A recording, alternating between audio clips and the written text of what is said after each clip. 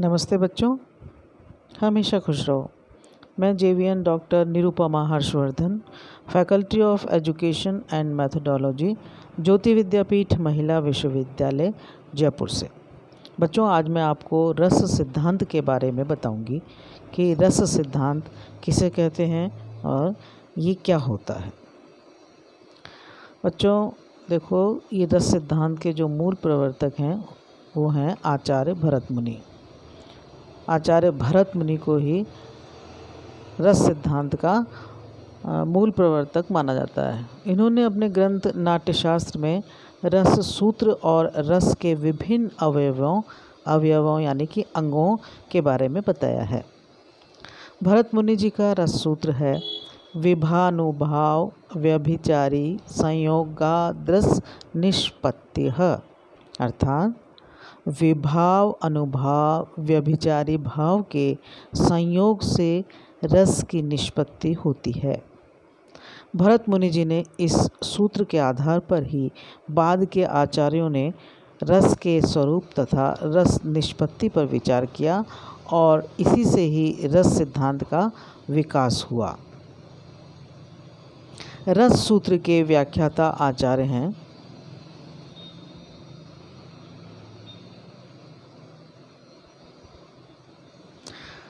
भरत मुनि के रस सूत्र में आए संयोग और निष्पत्ति शब्द की व्याख्या जिन चार आचार्यों ने की है उन्हें रस सूत्र का व्याख्याता आचार्य कहा जाता है। ये आचार्य हैं भट्ट लोलट, आचार्य शंकुक, भट्ट नायक, आचार्य अभिनव गुप्त। इन चारों ही आचार्यों के जो मत हैं उनके नाम हैं। भट्ट लोलट का मत है उत्पत्तिवाद, आचार्य शंकुक का मत है अनुमितिवाद, भट्ट नायक का मत है भुक्तिवाद और आचार्य अभिनव गुप्त का मत है अभिव्यक्तिवाद। तो ये जो चार आचार्य हैं इनके ये चारों मत हैं। और जो रस को काव्य की आत्मा कहा जाता है, हम देखें कि रस क्या है। तो रस क्या है कि रस काव्य की आत्मा है। मतलब कि जिस काव्य को पढ़ने या सुनते समय हमें जिस आनंद की अनुभूति होती है उसे ही रस कहते हैं। क्या कहते हैं कि जिस काव्य को पढ़ते या सुनते समय हमें जिस आनंद की अनुभूति होती है, हमें जो आनंद प्राप्त होता है उसे ही रस कहा जाता है। काव्य आनंद को ब्रह्मानंद के समान ही माना जाता है। जो काव्य आनंद है उसको ब्रह्मा के आनंद के समान ही माना गया है। पाठक या श्रोता के हृदय में स्थित स्थायी भाव ही रस के रूप में उसे आनंद देता है। रस के बिना काव्य का कोई अस्तित्व नहीं है। जिस प्रकार प्राण के बिना शरीर का कोई अर्थ नहीं, उसी प्रकार से रस के बिना भी काव्य का अर्थ नहीं रह जाता है। क्योंकि जब तक काव्य में रस नहीं होगा, कोई आनंद नहीं होगा, कोई अनुभूति नहीं होगी, तो वो काव्य बेमानी हो जाता है और उसका कोई अर्थ नहीं होता है। इसीलिए रस को काव्य की आत्मा कहा जाता है। तो बच्चों, आपने जाना कि रस को काव्य की आत्मा क्यों कहा जाता है। क्योंकि रस के द्वारा ही हमें आनंद की प्राप्ति होती है। उस काव्य को पढ़ते या सुनते समय जो आनंद मिलता है उसे रस कहते हैं। और यदि रस नहीं होगा तो उस काव्य का कोई अर्थ नहीं रहता और वो बेकार ही माना जाता है। इसके बाद बात करते हैं बच्चों हम रस की विशेषताओं की। ये रस की कौन कौन सी विशेषताएं होती हैं, तो हम देखते हैं कि रस की क्या विशेषताएं। रस की विशेषताएं हैं कि रस ब्रह्मानंद सहोदर है।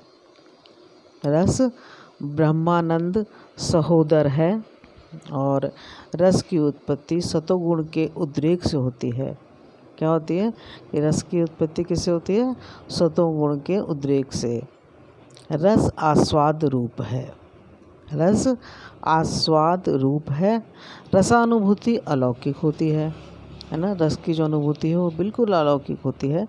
रस का ज्ञान स्वरूप है। रस ज्ञान स्वरूप है। जो रस है वो ज्ञान स्वरूप है और रस स्वप्रकाशानंद है। रस स्वयं प्रकाश आनंद है और फिर रस अखंड है। रस को क्या कहा गया है? रस अखंड है और रस की अनुभूति तन्मयता की स्थिति में होती है। रस की अनुभूति तन्मयता की स्थिति में होती है और अंतिम है रस लोकोत्तर चमत्कार है। तो इस प्रकार से ये जो नौ विशेषताएं हैं रस की, ये हमने जानी।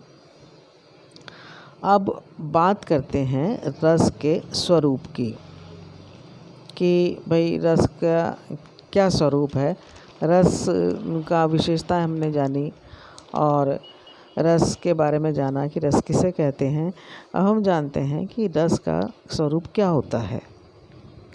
इसमें हम देखते हैं कि प्रथम बिंदु है रस सहृदय सामाजिक हृदय के वासना रूप से विद्यमान रति आदि स्थायी भाव आलम्बन द्वारा उद्बुद्ध होकर उद्दीपन विभाव से उद्दीप्त होते हैं। अनुभाव उन्हें प्रतीति योग्य बनाते हैं और संचारी भाव पुष्ट करते हैं। इस प्रकार विभाव आदि के संयोग से ये रति आदि स्थायी भाव ही श्रृंगार आदि रसों के रूप में परिणत हो जाते हैं। दूसरा बिंदु है इसका कि रस की निष्पत्ति सामाजिक के हृदय में तभी संभव हो पाती है जब उसके हृदय में सतोगुण होता है। जब सारे गुण हट के जब सतोगुण उत्पन्न हो जाता है तभी रस की निष्पत्ति सामाजिक के हृदय में संभव हो पाती है। इस अवस्था में उसका हृदय राग द्वेष से मुक्त होकर लोक सामान्य भाव भूमि पर प्रतिष्ठित हो जाता है और रसास्वाद का अनुभव करता है। यानी कि जब सारे राग द्वेष समाप्त हो जाते हैं, मन के अंदर हृदय के अंदर सतोगुण उत्पन्न हो जाता है, तो ऐसी स्थिति में रस की निष्पत्ति होती है और रस का आविर्भाव होता है। अगला बिंदु है रसानुभूति के समय विभाव आदि अपना स्वतंत्र अस्तित्व त्याग कर स्थायी भाव में समा जाते हैं। इसी को रस की अखंडता कहते हैं। ठीक है, तो ये हुआ इसका अगला तीसरा बिंदु। और चौथा बिंदु है कि रस को ब्रह्मानंद सहोदर कहा गया है। जिस प्रकार एक योगी को साधना के दौरान ब्रह्मानंद की अनुभूति होती है और वह उस दौरान सभी विषयों भोगों से दूर रहता है, उसी प्रकार रसास्वादन के समय सहृदय सामाजिक भी केवल रस की अनुभूति करता है और सारी बातें उससे दूर हो जाती हैं, विषय भोग सारे दूर हो जाते हैं और सिर्फ वो रस की अनुभूति ही करता है। ब्रह्मानंद लौकिक विषयों से पूरी तरह अलग होता है और स्थायी होता है, जबकि रस का आनंद लौकिक विषयों से पूरी तरह अलग नहीं होता और स्थायी भी नहीं होता। भाई जिस चीज़ को हम पढ़ते हैं सुनते हैं तब रस उत्पन्न होता है और समाप्त होता है। तो इसी कारण रस को ब्रह्मानंद सहोदर माना गया है कि वो ब्रह्मानंद सहोदर है। तो बच्चों, आपने देखा कि रस किसे कहते हैं और रस का क्या स्वरूप है, रस की क्या विशेषताएं हैं। इसके बाद मैं आपको रस के अन्य प्रकार के बारे में बताऊंगी, उसके अंगों के बारे में बताऊंगी, अवयवों के बारे में बताऊंगी विस्तार से। तो आज इतना ही, और मुझे उम्मीद है कि आपको रस के बारे में मैंने जो बताया है वो समझ में आया होगा। किंतु आपकी फिर भी कोई अगर जिज्ञासा है, कोई प्रश्न है, तो आप मुझे कमेंट बॉक्स में कमेंट कर सकती हैं, मैं उसका उत्तर दूंगी। ये जो सेशन था ज्योति विद्यापीठ के डिजिटल वर्जन 2.0 से हो रहा था। अगले वीडियो में आपको रस के बारे में अन्य बात समझाऊंगी। नमस्कार।